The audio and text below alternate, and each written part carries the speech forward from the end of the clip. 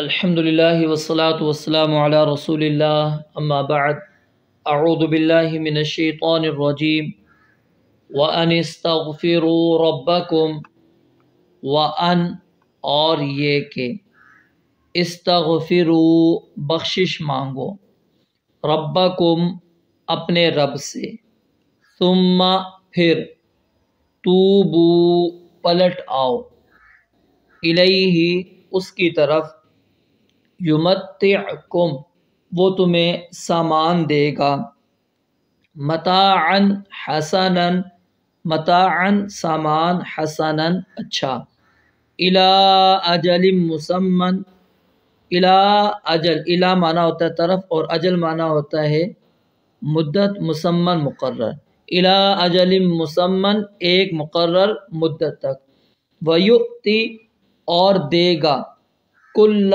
ہر ذی فضل زیادہ عمل والے کو فضلہ اس کا زیادہ اجر زیادہ ثواب وَإِنْ اور اگر تولوا تم پھر جاؤ فَإِنِّي پس بے شک میں اخاف ڈرتا ہوں علیکم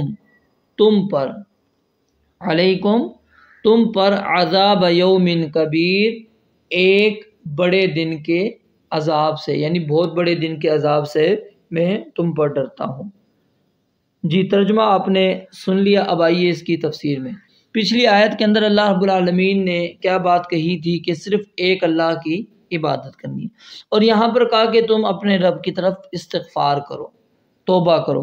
اب یہاں پر جو استغفار اور توبہ کا ذکر آیا ہے وہ کس چیز سے توبہ کرنی ہے؟ غیر اللہ کی عبادت سے، کہ جو تم نے اللہ کے ساتھ شرک کیا ہے، اس کی نافرمانیاں کر چکے ہو، ان کی معافی مانگ لو، ان کی بخششیں مانگ لو، اور یہ استغفار اسی وقت تمہیں فائدہ دے گا کہ جب تم اپنے گناہ سے واپس پلٹ آؤ گے اور آئندہ نہ کرنے کا تم عزم کرو گے۔ پھر اگر انسان سے غلطی ہو جاتی ہے تو وہ دوبارہ توبہ کر لے، یہ نہیں ہے کہ تو معافی نہ مانگے، جتنی مرتبہ گناہ ہوتا ہے اتنی مرتبہ توبہ کر لے۔ تو اللہ نے فرمایا وَأَنِ اسْتَغْفِرُوا رَبَّكُمْ کہ تم استغفار کرو، بخشش طلب کرو، معافی مانگو اپنے رب سے۔ کس سے؟ شرک سے، غیر اللہ کی عبادت سے۔ ثُمَّ تُوبُوا إِلَيْهِ پھر اس کی طرف تم رجوع بھی کرو، اس کی طرف متوجہ بھی ہو جاؤ۔ کیا ہوگا؟ یمتعکم متاعا حسنا۔ اس آیت کے ٹکڑے کے اندر اللہ رب العالمین نے استغفار اور توبہ کا کمال فائدہ بیان کیا ہے، کمال فائدہ رب العالمین نے بیان کیا ہے اس آیت مبارکہ کے اندر۔ وہ کیا ہے کہ اللہ رب العالمین نے قرآن مجید کا جب ہم مطالعہ کرتے ہیں دنیا کے متعلق، اللہ رب العالمین نے فرمایا کہ وَمَا الْحَيَاةُ الدُّنْيَا إِلَّا مَتَاعُ الْغُرُورِ کہ یہ دنیا کا سامان دھوکے کا سامان ہے، دنیا کی زندگی دھوکے کی زندگی ہے۔ لیکن اگر کوئی بندہ توبہ اور استغفار کر لیتا ہے تو اللہ رب العالمین اس مومن کے لیے اس دھوکے کے سامان کو متاع حسن بنا دیتا ہے، اچھے سامان کے اندر اللہ رب العالمین اللہ رب العالمین تبدیل کر دیتا ہے۔ یہ دنیا اس کے لیے دھوکے والی دنیا نہیں ہوتی، بلکہ وہ اس کے لیے اچھے سامان والی زندگی ہوتی ہے جس سے وہ فائدہ حاصل کر لیتا ہے۔ تو فرمایا یمتعکم کہ وہ فائدہ پہنچائے گا تمہیں، یمتعکم وہ تمہیں فائدہ پہنچائے گا، متاعا حسنا اچھا سامان، اچھا فائدہ پہنچانا، یعنی تمہاری زندگی کو اللہ رب العالمین وہ دھوکے سے نکال کر اچھی زندگی اللہ رب العالمین تمہاری بنا دے گا۔ الی اجل مسمن لیکن یہ ملے گا تمہیں کب؟ ایک مقرر وقت تک، اور وہ مقرر وقت کیا ہے؟ اللہ رب العالمین کے علم میں ہے، کب تک کہ اللہ تعالیٰ نے تمہیں وہ نعمتیں دینی ہے۔ اور نبی علیہ السلام نے فرمایا کہ جو بھی چیز تم خرچ کرتے ہو اللہ کی رضا حاصل کرنے کے لیے اللہ تعالیٰ تمہیں اجر دے گا، یعنی یہی دنیا ہے جو تم نے حاصل کی اور اس کو تم خرچ کرو گے تو پھر اللہ رب العالمین جو ہے تمہیں اس کا اجر ثواب اللہ رب العالمین عطا کریں گے۔ اور بھی بے شمار فوائد موجود ہیں، آگے بھی مزید آئیں گے توبہ اور استغفار کے فوائد۔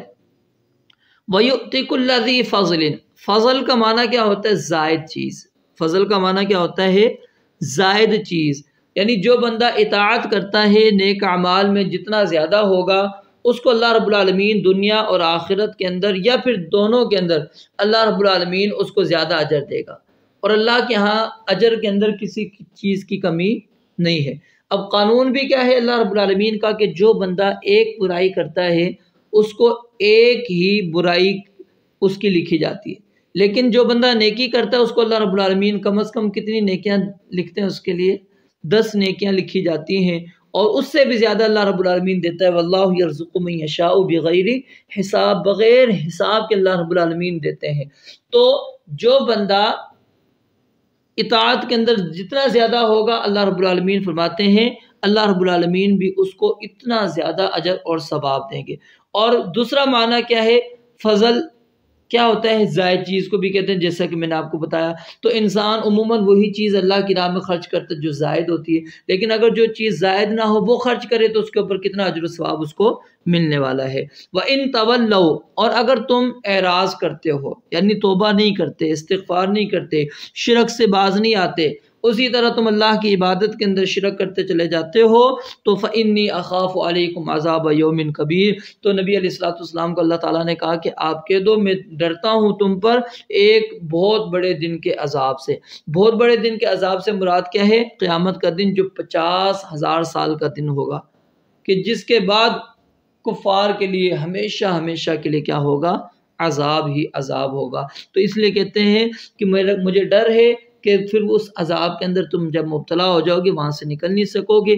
اس لیے دنیا کے اندر اللہ تعالیٰ نے ہمیں یہ موقع دیا ہے کہ ہم شرک سے باز آ جائیں، توبہ اور استغفار کریں اور اللہ کی طرف رجوع کریں، اور اس کے پھر اللہ تعالیٰ نے ہمیں دنیا کے اندر بھی فوائد دینے، آخرت کے اندر بھی اللہ رب العالمین نے ہمیں فوائد دینے، اور جتنی زیادہ ہم نیکیوں کی طرف بڑھیں گے، اعمال صالحہ کریں گے، اللہ رب العالمین اتنا زیادہ ہمیں اجر و ثواب دینے والے ہیں۔